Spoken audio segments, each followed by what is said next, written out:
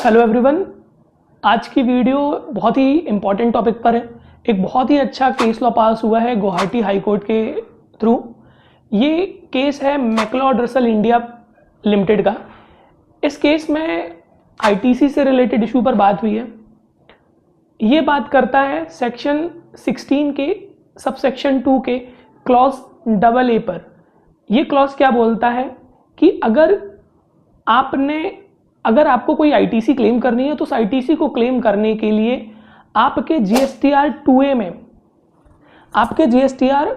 2A में या 2B में उसका होना कंपलसरी है। ये केस लॉ बात करता है आईटीसी के क्लेम के रिगार्डिंग, जो कि है सेक्शन 16 सबसेक्शन 2 के क्लॉज AA में। ये क्लॉज बात करता है कि अगर आपको आईटीसी केवल तभी मिलेगी जब वो सामने वाले ने जीएसटी R1 के थ्रू उसको रिफ्लेक्ट किया हो और आपको कम्युनिकेट किया हो। ये बोलता है सेक्शन 16 का सबसेक्शन 2 का क्लॉज AA।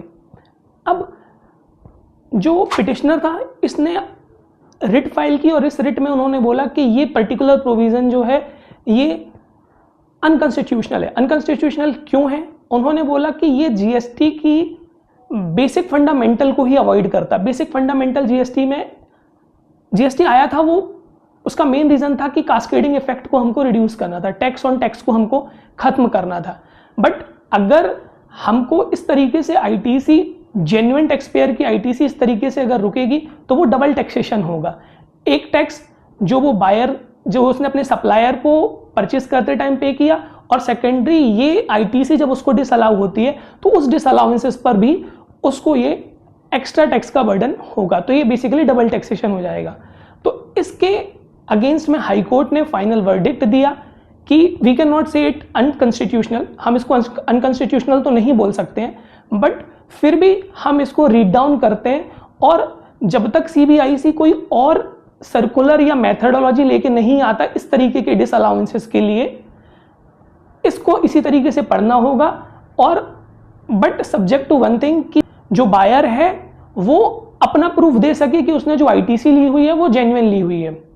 अगर जेन्युइन आईटीसी है तो वो आईटीसी आपको 100% मिलेगी, बट आपके पास invoices and other documentary proof होंगे तो आप ये आईटीसी जो है वो क्लेम कर पाएंगे। अल्टीमेटली एक सिंपल लैंग्वेज में बोलूं तो हम इसको इस तरीके से समझ सकते हैं कि अगर हमारे जीएसटीआर 2B में कोई इनवॉइसेस नहीं भी आती तब भी हम उसकी आईटीसी ले सकते हैं, सब्जेक्ट टू वन थिंग कि हमारे पास डॉक्यूमेंट्री प्रूफ्स हों कि हमने जेन्युइन परचेज की हुई है और ये जेन्युइन परचेज पर हमारी आईटीसी जो है वो जेन्युइन है।